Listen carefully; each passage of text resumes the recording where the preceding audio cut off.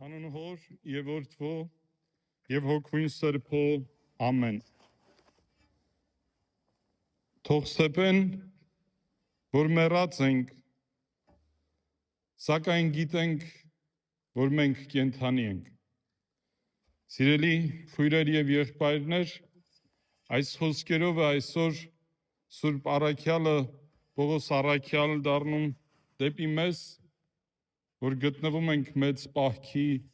շրջանին եւ այս Կիրակին մեր եկեղեցում կոչվում է անառակ որդու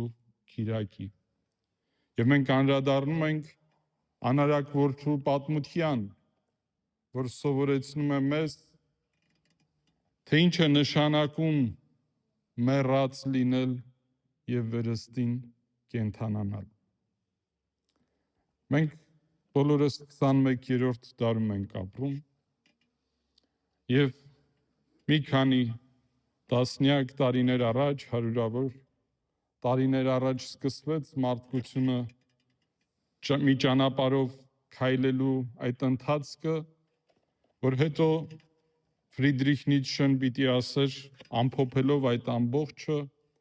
մենք բոլորս սպանեցինք Աստծուն։ Մեր տարբեր մոտեցումներով, մտքերով, կարծելով թե զարգացել ենք, հեռացանք Աստծուց, սպանեցինք Աստծուն, այլևս մեզ համար Աստված գոյություն չունի։ Եվ ահա այս մի նախադասության մեջ ամփոփված այն ամբողջը, եթե կուզեք, ինչ անում է անառակ որդին, երբ գնում է իր հոր մոտ եւ ասում է. «Ինձ հասանելիք բաժինը ինձ տուր, ես պիտի առնեմ եւ գնամ իմ կյանքս ապրելու»։ Ընդհանրապես գիտեք, ժառանգությունը մարդ ստանում է այն ժամանակ, երբ որ ծնողները մահանում են։ Եվ երբ որ այդ երիտասարդ տղան գնում է իր հոր մոտ, ասելու, որ իմ ժառանգությունը հիմա տուր, ես այդքան երկար սպասելու ցանկություն չունեմ, կարծես թե սպանում է նրան ասելով. ես իմ կյանքն եմ ուզում ապրել,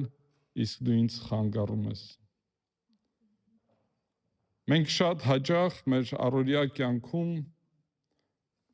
գիտակցաբար կամ ոչ սպանում ենք Աստծուն, հեռանում ենք Աստծուց։ Չենք ուզում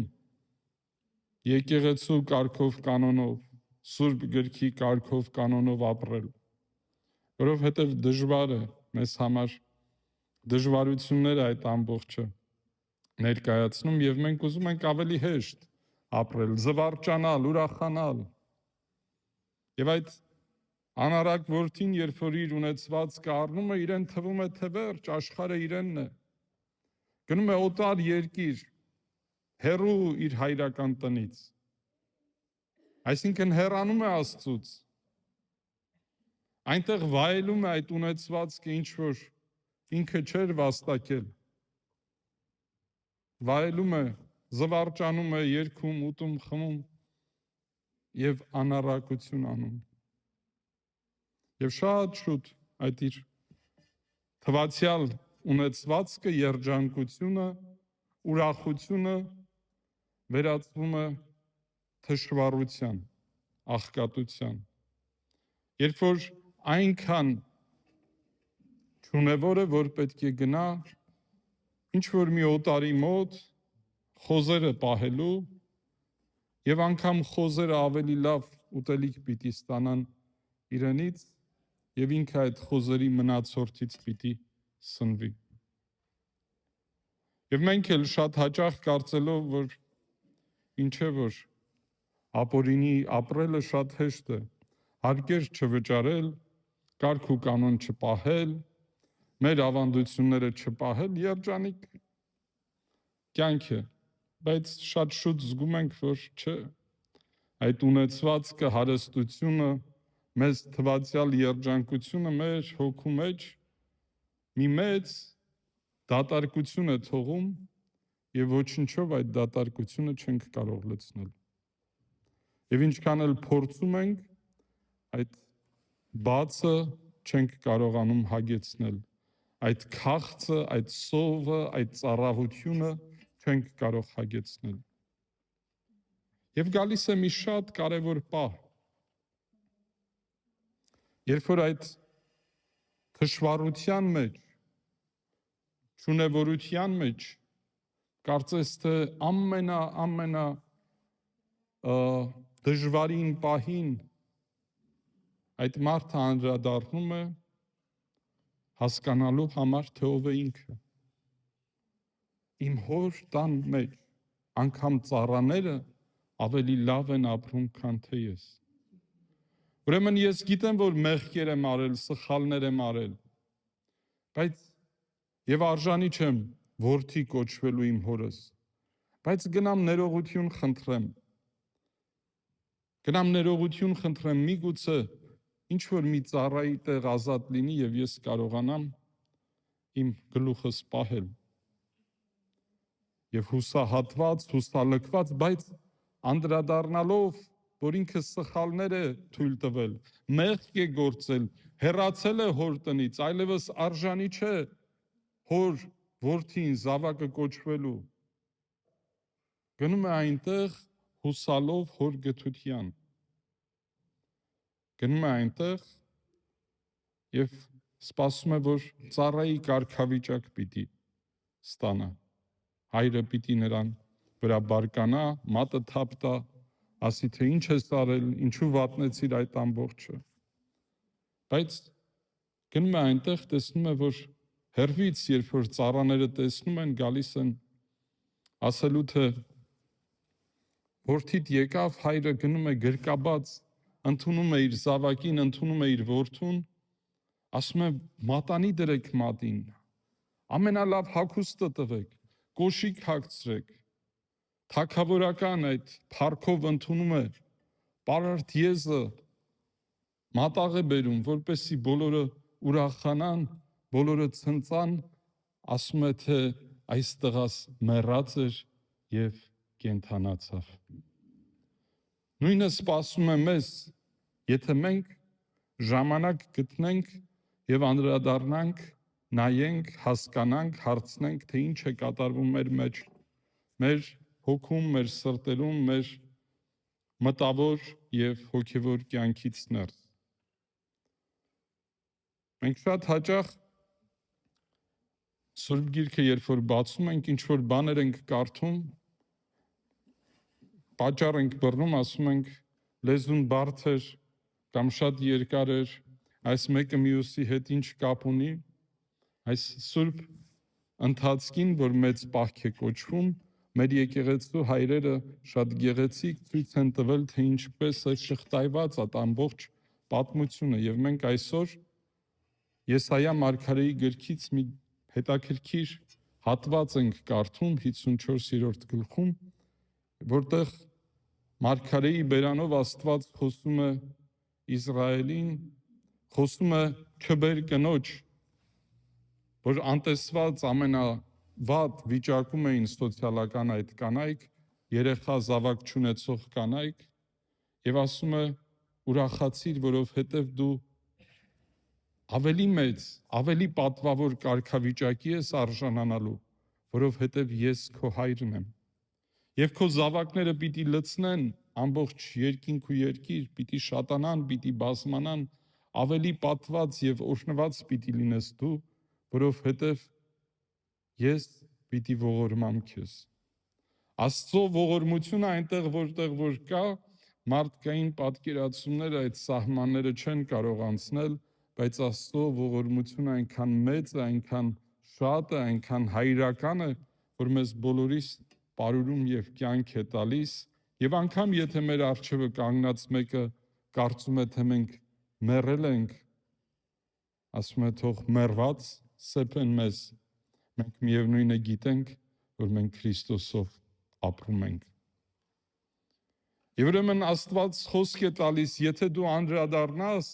դառնաս դեպի քո Աստծուն, ես պիտի փրկեմ քեզ, պիտի օրհնեմ քեզ, պիտի կյանք պարգևեմ քեզ։ Եվ Պողոս առաքյալի նամակում կարդում ենք այն բառերը, որոնք գալիս են նույնը հաստատելու, եւ ասելու, որ դուք քրիստոնյաներդ, որոնք մկրտվեցիք Քրիստոսի անունով, որոնք նրա մարմնի մասնիկ եք դարել, պետք է ամեն դժվարություն, ամեն փորձություն ուրախությամբ կարողանաք ստանձնել, երբեք չդժգոհեք, փառք տվեք Աստծուն ամեն ինչի համար, որովհետև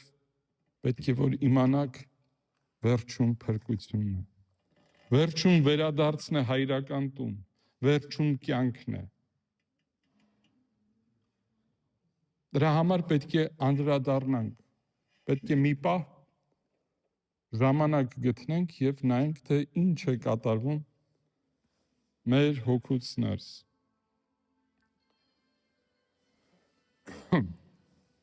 Պետք է մեր աշխարհիկ այս կյանքի ընթացքում էլ, երբ որ ասում են դեպրեսիաներ ունենք, չգիտեմ, մտահոգված ենք, չգիտենք վաղը ինչ է գալու, նայեք, երեք դեռ խաղաղություն էր, առավոտյան նորությունները բացեցինք, տեսանք եւս մեկ պատերազմ։ Այդ աշխարհիկ խաղաղությունը շատ շուտ փխրվում է եւ մենք շատ հաճախ անելիք չունենք, բացի աղոթելուց եւ մեր հույսը Աստծո վրա դնելուց։ Եվ այդտեղ առաքյալը մի շատ կարևոր բան է ասում մեզ, մի շատ կարևոր բան, որը մենք պետք է հասկանանք։ Ամեն ինչ, ասում է, դուք բաց սրտով ընդունեք եւ անգամ եթե մարդիկ տեսնեն, նայեն ձեր վրա եւ ասեն ինչ խեղճ, ինչ ողբալի վիճակում է, դուք ձեր մեջ գիտեք, որ այդպես չէ, որովհետեւ Աստված ձեր հայրն է, որովհետեւ Աստված ձեզ ամեն ինչ տվել է, որովհետեւ դուք Քրիստոսով պետք է երջանիկ լինեք։ Դուք դա իմացեք եւ ոչ ոք ձեզ այդ գաղափարից թող չկարողանա ուրեմն մեկուսացնել։ Եվ ասում է այդ ամեն ինչի համար պետք է դուք հեռու մնաք չարից։ Բնավ անհավատների հետ գործակից մի դարձեք, ասում է առաքյալը,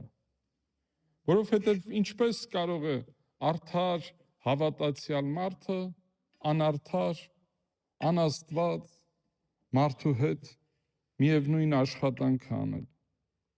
Ինչպես կարող եք դուք, որ հավատում եք Աստծուն, նմանվել նրանց, ովքեր որ Աստված չունեն։ Ինչպես կարող եք դուք